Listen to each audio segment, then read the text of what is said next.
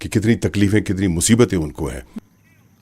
अपनी पार्टी के general secretary Rafi Mir ने महबूबा के लापिद के विवादित बयान को लेकर किए गए ट्वीट पर प्रतिक्रिया देते हुए कहा कि फिल्म एक तरफा है। इस फिल्म के कुछ तत्वों ने आग में घी डालने का काम किया है।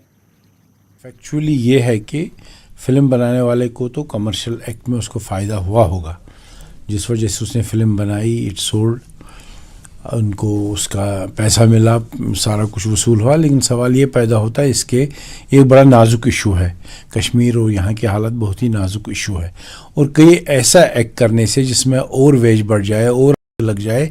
इसलिए मुझे लगता है जो उन्होंने कहा, अपनी राय उनकी हो सकती है, लेकिन हमें लगता है हमारा सारा सोसाइटी का हर सेक्शन जो है वो मुस्तरद होने के लायक नहीं है। कुछ ऐसे वाक़यात ज़रूर यहाँ पे हुए हैं कि जहाँ पे मज़म्मत की जा सकती है, लेकिन हर फ़र्द यहाँ का उसमें शामिल नहीं था और ऐसे वाक़यात हर जगह नहीं हुए थे।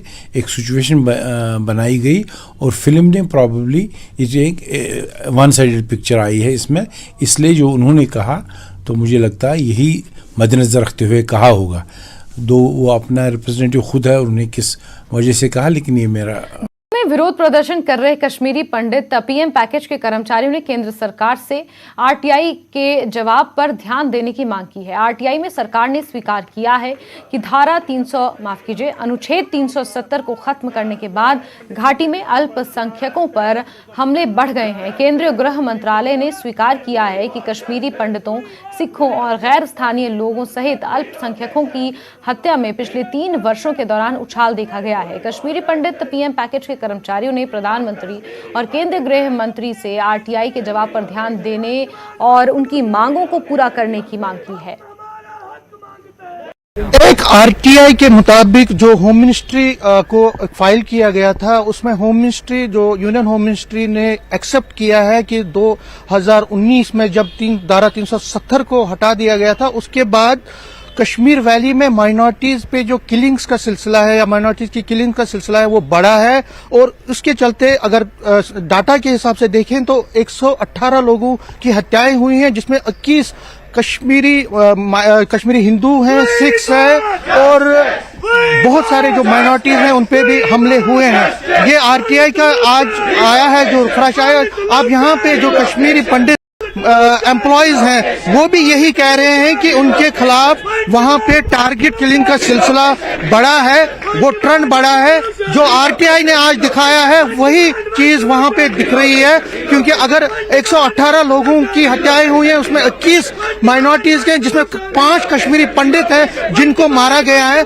तो ये कश्मीरी जो एम्प्लॉयज हैं यहाँ रिलीफ कमिश्नर डिपार्टमेंट में इसी चीज की बात कर रहे हैं कि माइनॉरिटीज वहां पे सेफ नहीं है और इसीलिए ये रिलोकेशन की मांग कर रहे हैं। और ये इसीलिए ये चाहते हैं कि जम्मू इनकी रिलोकेशन हो जब तक कि कश्मीर में हालात ठीक नहीं हो।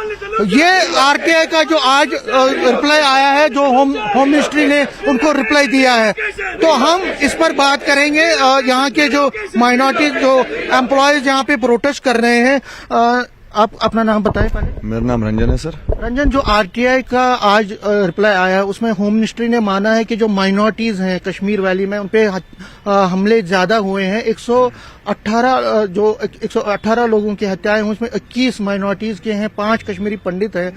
आप भी तो यही कह रहे हैं कि वहां पे धारा 370 हटने के बाद माइनॉरिटीज को टारगेट किलिंग की जा रही है, तो आरटीआई ने तो भी यही माना।